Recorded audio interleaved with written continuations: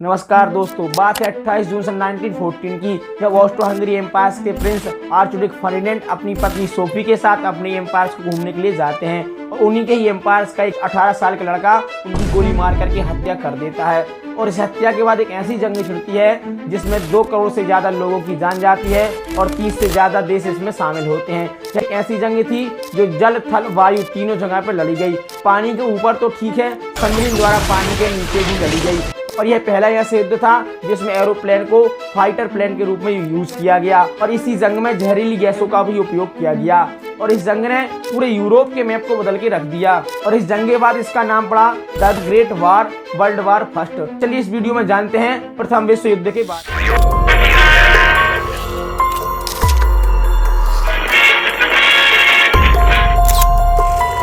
All over the country, people rallied.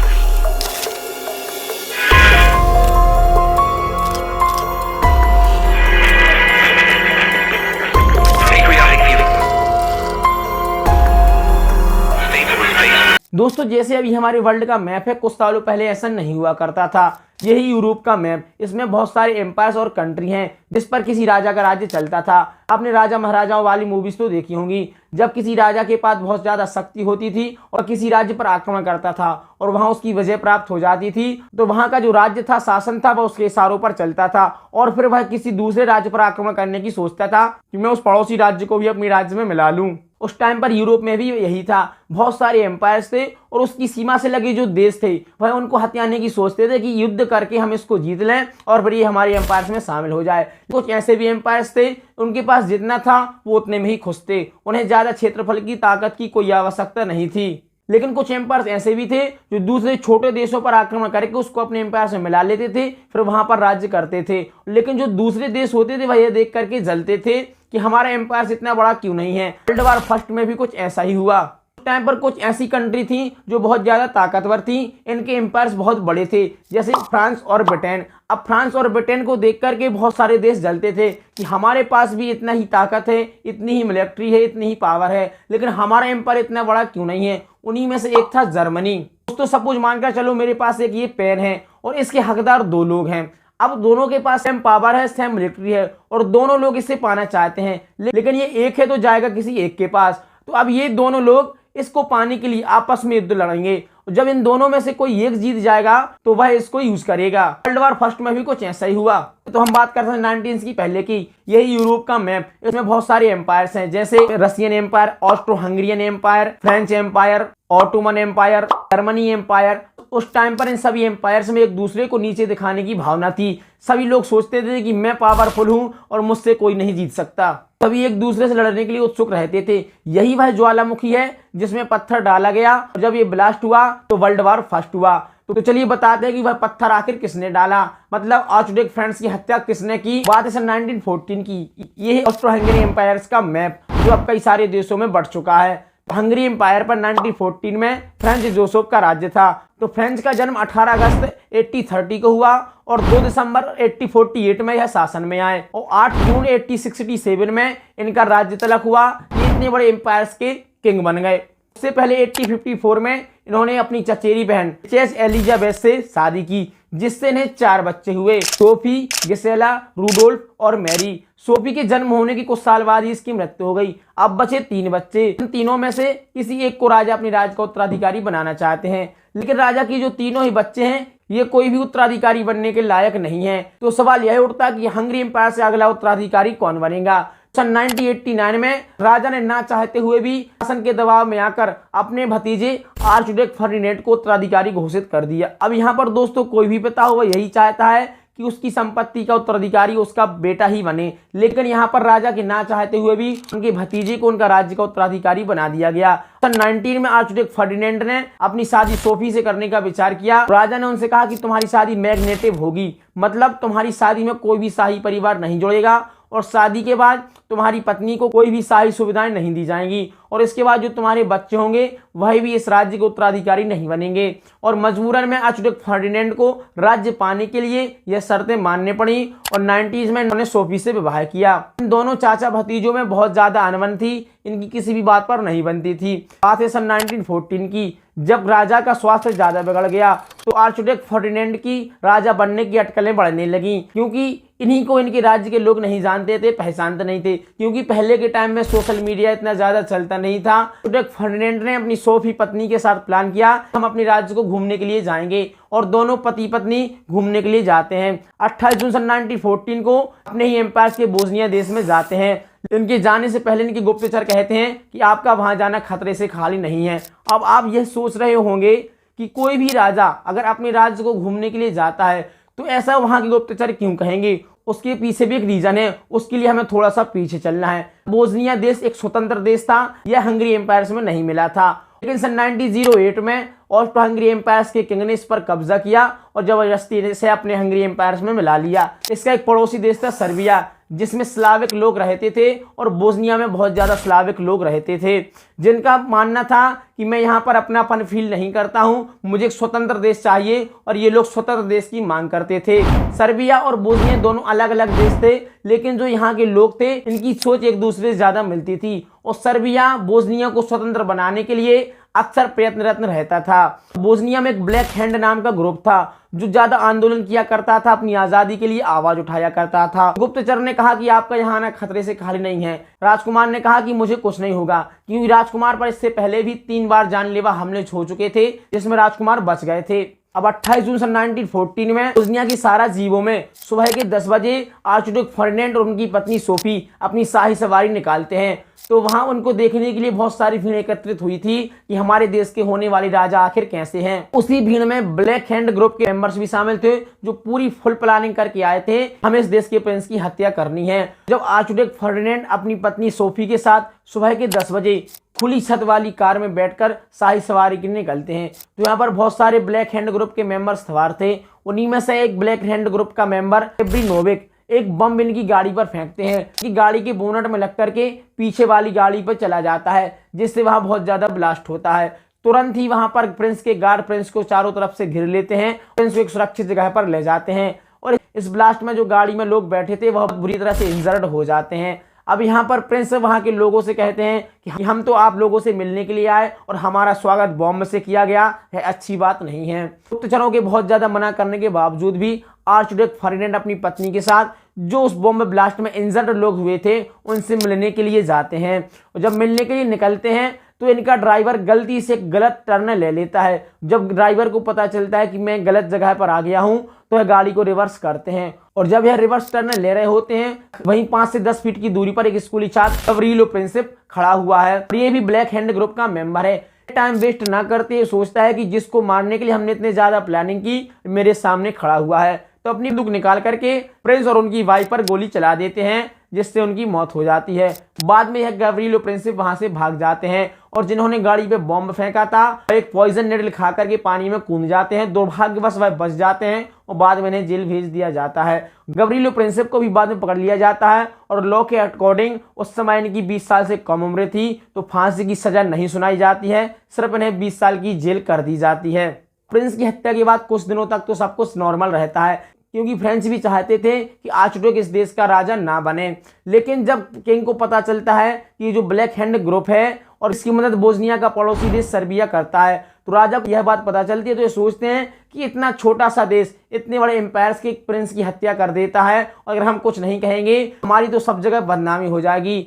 लेकिन ये सोचते हैं कि हम डायरेक्ट इन पर ऐसा वॉर भी नहीं कर सकते। यहाँ पर फ्रेंच एक 15 शर्तों का एक अल्टीमेटम बनाते हैं और सर्बिया देश के लिए भेजते हैं, और सर्बिया देश से बोलते हैं कि तुम्हें यह मानना पड़ेगा, नहीं तो हम तुम पर वॉर डिक्लेयर कर देंगे। इन 15 शर्तों में से सर्बिया सभी शर्तों को मान जाता है, बस 2 शर्तों को छोड़ देता है। अगर सर्बिया यह 2 शर्तें ही मान लेता तो पूरी तरह से ऑस्ट्रो हंगरी एम्पायर का गुलाम हो जाता। यह 2 शर्तें मानने से मना कर देता है, तो यहाँ पर ऑस्ट्रो हंगरी एम्पायर सर्बिया पर वॉर डिक्लेयर कर देता है। अब आपके मन में सवाल यह भी उठता है कि जब ऑस्ट्रो हंगरी और सर्बिया के बीच में वॉर हुई तो इतने सारे देश इसमें इन्वॉल्व कैसे हो गए? तो उसका मुख्य कारण था सीक्रेट ट्राइटरेस, मतलब गुप्त संधि। 19वीं शताब्दी की शुरुआत में यूरोप जैसे देशों में गुप्त संधि हुआ करती थी। जैसे ब्रिटेन और फ्रांस में संधि थी, इन दोनों में यह संधि थी अगर कोई ब्रिटेन पर बाहरी देश हमला करता है तो फ्रांस उसे बचाएगा, और अगर कोई फ्रांस पर हमला करता है तो ब्रिटेन उसे बचाने के लिए जरूर आएगा। और यह जो संधि होती थी इन दोनों देशों को ही पता रहती थी, तीसरे देश को इसकी कोई भनक भी नहीं लगती थी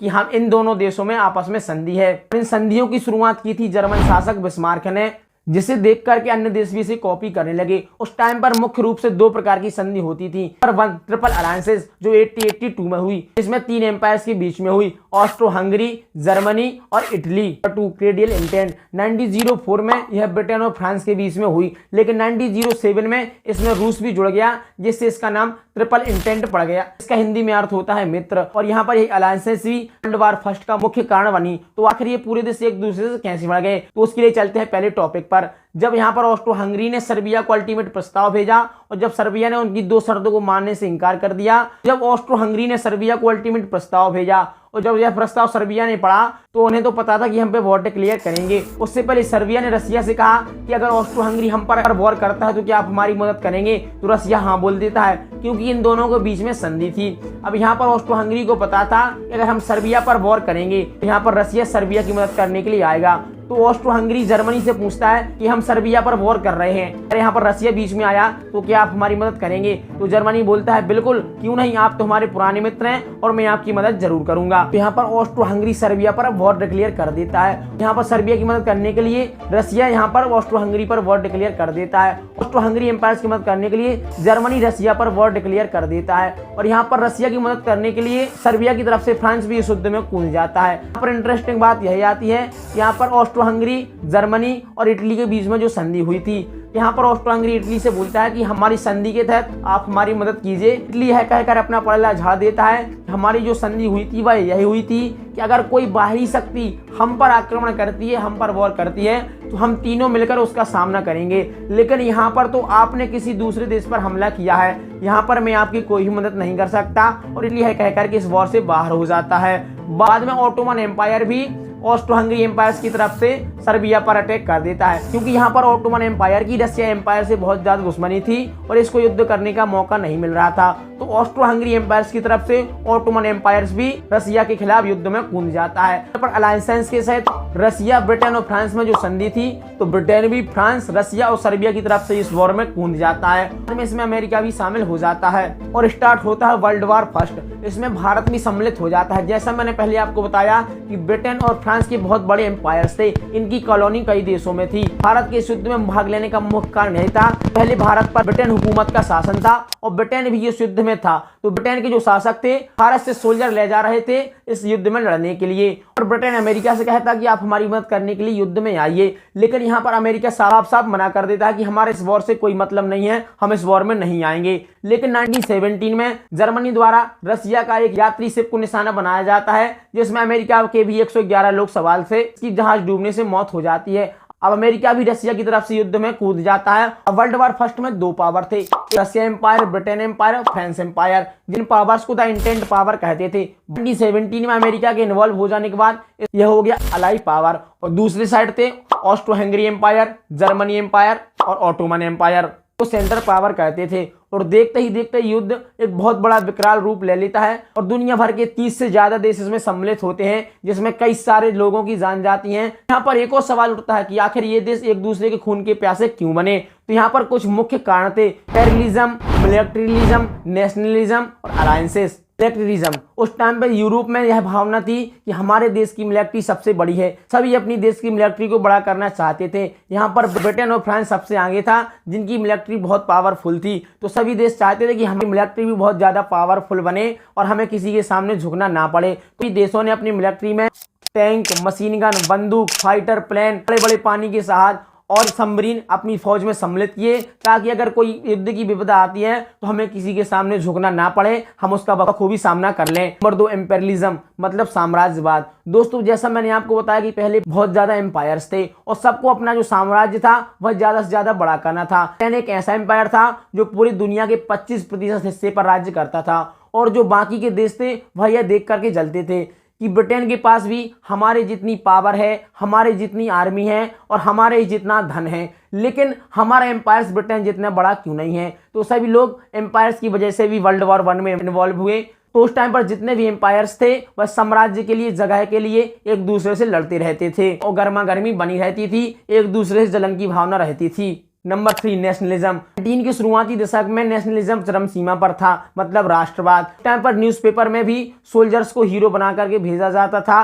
सभी के अंदर देशभक्ति की भावना जगाई गई, जिससे नेशनलिज्म बढ़ा, राष्ट्रवाद बढ़ा और सभी को लगता था कि मेरा देश महान है और मैं अपने देश के लिए कुछ भी कर सकता हूं। नंबर 4, अलायंसेस, मतलब गुप्त संधि, जैसा मैंने आपको पहले बताया है। तो दोस्तों 1914 से लेकर के 1918 तक बहुत सारी लड़ाइयां लड़ी गई, जिसमें से कुछ मुख्य इस प्रकार हैं। नंबर 1, टेनबर्ग, 26 से 31 अगस्त 1914। नंबर 2, मार्न, 5 सितंबर से 10 सितंबर 1914। नंबर 3, सरीवायल या सुबला खाड़ी, 6 से 10 अगस्त 1915। नंबर 4, वर्दू, 21 फरवरी 1960 से 20 अगस्त से 1917। नंबर 5, आमिये, 8 से 11 अगस्त 1918। तो दोस्तों कुछ इस प्रकार से लड़ाई लड़ी गई, जिसमें बहुत सारे लोगों की जाने गई। लेकिन अब सवाल एक और ये उठता है, क्या आम जनता इस युद्ध को लड़ना चाहती थी? तो इसका आंसर नहीं, लेकिन ना चाहते हुए भी जनता को लड़ना पड़ रहा था, जबरदस्ती युद्ध में भेजा जा रहा था, क्योंकि साम्राज्यवाद की भूख तो राजा को है। अगर किसी देश को कब्जा करना है तो वहां पर राजा को करना है, वही वहां पर राज्य करेगा। आम जनता को इससे कोई मतलब नहीं रहता था कि हम किसी पड़ोसी गांव पर कब्जा कर लें। तो उस टाइम पर 2 करोड़ से ज्यादा सोल्जर्स मारे गए इस युद्ध में, जिन्होंने कई गरीब घरों के दीपक बुझा दिए। जब किसी को काम नहीं मिलता था तो वह जाकर के आर्मी में भर्ती हो जाते थे, जैसे अभी के टाइम पर होता है। जब किसी गरीब किसान का लड़का अपनी मेहनत से आर्मी में भर्ती होता है और अपनी देश की सेवा करता है। क्या आपने कभी यह सुना है कि किसी मंत्री या विधायक का लड़का मिलिट्री में भर्ती है, वह देश की सेवा कर रहा है? हमेशा गरीब जनता को ही जब कोई वॉर होती है उसको ही झेलना पड़ता है, सोल्जर्स को ही सामना करना पड़ता है। जैसा कि अभी कुछ साल पहले कोरोना महामारी आई थी, इसमें लाखों लोगों की जान गई। आपने कभी सुना है कि विश्व के किसी भी प्रधानमंत्री, मंत्री या विधायक की कोरोना में मृत्यु हुई हो? नहीं दोस्तों, ऐसा बिल्कुल भी नहीं हुआ है कि किसी विधायक या मंत्री की कोरोना में जान गई हो, और ना ही किसी मंत्री या विधायक की किसी जंग में या वॉर में जान जाती है। अगर कोई पिसता है तो बीच में आम जनता पिसती है, आर्मी पिसती है। नेता और जो राजा होते हैं वह तो सिर्फ हुकूमत करते हैं, राज्य चलाते हैं, जैसा पहले चलाते थे वैसा अब चलाते हैं। लेकिन पहले कम मेहनत में लोगों को नौकरी लग जाती थी। आज के टाइम पे बेरोजगारी इतनी बढ़ गई है कि लोग सोच रहे हैं कहीं ना कहीं नौकरी तो मुझे लग ही जाए। और आर्मी की नौकरी करने के लिए भी अब लोगों को बहुत ज़्यादा मेहनत करनी पड़ती है, जब जाकर के आर्मी की नौकरी लगती है। मेरा कहना यही नहीं है कि लोगों को आर्मी में नहीं जाना चाहिए। अपनी देश की सुरक्षा के लिए हमें आर्मी में ज़रूर जाना चाहिए, लेकिन अपनी देश की सुरक्षा करने के लिए। ये नहीं कि मुझे बाजू की देश पर, बाजू के गांव पर कब्जा करना है, बाजू पड़ोस में मुझे कब्जा करना है, उसलिए मैं मिलिट्री में जाऊं। और यहाँ पर एक और सवाल ये उठता है कि उस टाइम पर सोल्जर युद्ध में जाने से मना भी तो कर सकते थे। वह बोल सकते थे कि मुझे युद्ध में नहीं जाना, मैं नहीं लड़ सकता। लेकिन उस टाइम पर, जैसे मैंने आपको बताया, नेशनलिज्म, न्यूज़पेपर और मीडिया ने सोल्जर्स को हीरो बना दिया था कि अगर आप अपनी देश की सेवा में शहीद होते हैं तो आप हीरो बन जाएंगे, आप वॉर पर जाते हैं तो आप हीरो कहलाएंगे। और जब हर लोग अपने आप को हीरो समझने लगा, हीरो बनाने की होड़ में लग गया, तो सभी लोग वहां वॉर पे जाने लगे। कई ऐसे देश भी थे जिन्होंने वर्ल्ड वार फर्स्ट का विरोध किया, जैसे रसिया की सोशलिस्ट पार्टी, अमेरिका की socialist party, Italian socialist party, labour party, जिनके आंदोलन का वैसे कोई विशेष फर्क नहीं पड़ा। कोई सोल्जर उस टाइम पर युद्ध पर जाने से मना करता था तो वहां पर उसको जबरदस्ती भेजा जाता था। उससे कहा जाता था अगर आप युद्ध लड़ने नहीं जाओगे, अपने एक सोल्जर द्वारा तुम्हें गोली खानी पड़ेगी, तुम्हें मरना तो वैसे ही है, इससे अच्छा कि तुम युद्ध में जाकर के दुश्मन का सामना करके वहां पर शहीद हो जाओ। 1918 में फाइनली इस युद्ध को बंद कर दिया गया। थॉमस हार्डी ने सोल्जर्स के ऊपर एक पोयम लिखी है, इसका नाम है द मैन इन किल्ड। इन्होंने अपनी पोयम में बताया है जैसे एक सोल्जर दूसरे सोल्जर्स को अपनी गोली से मार देता है। दोनों बेरोजगार लोग थे, दोनों के पास कुछ काम नहीं था, तो अपने परिवार को चलाने के लिए दोनों देश की आर्मी में भर्ती हो जाते हैं और दोनों एक दूसरे से आपस में जंग लड़ते हैं। अगर ये दोनों आपस में बैठकर बातचीत करते, सलाह मशवरा करते, तो यहाँ पर भी बात बन जाती। विल्फ्रेड ओवन ने भी ये कविता लिखी है जिसमें इन्होंने वॉर में हो रहे सोल्जर्स के साथ घटना को साझा किया है। उन्होंने बताया कि सोल्जर्स को कैसे वहां पर शरीर कांपता है, कैसे खून की उल्टियां होती हैं, पूरे शरीर पे बहुत ज्यादा घाव हैं, सामने मौत खड़ी हुई है, एक दूसरे पर गोलियां चला रहे हैं। तो फाइनली 1918 में इस वॉर को बंद कर दिया जाता है। लेकिन उसके बाद जो साइड इफेक्ट आए, चारों तरफ भुखमरी पड़ गई, लोग अपने देश को छोड़कर भागने लगे, एक दूसरे देश में जाकर के रहने लगे। कुछ देश तो इतने कंगाल हो गए, उन्होंने विश्व बैंक से कर्जा लिया जो इन्होंने कई साल तक चुकाया है। क्या लगता है कि ऐसी वॉर अब आगे कभी होगी? ऐसी वॉर कभी नहीं होनी चाहिए, क्योंकि इससे आम जनता की बहुत ज्यादा हानि होती है। गरीब लोग होते हैं वह यहाँ पर बीच में पिस जाते हैं और राजा महाराजाओं का कुछ नहीं होता। थी दोस्तों वर्ल्ड वार फर्स्ट की कुछ कहानी। अब इस वीडियो पर 1 लाख व्यूज कंप्लीट होते हैं, वर्ल्ड वार 2 की वीडियो लेकर के आऊंगा। चलिए दोस्तों मिलते हैं ऐसे ही अगले वीडियो में। जय हिंद।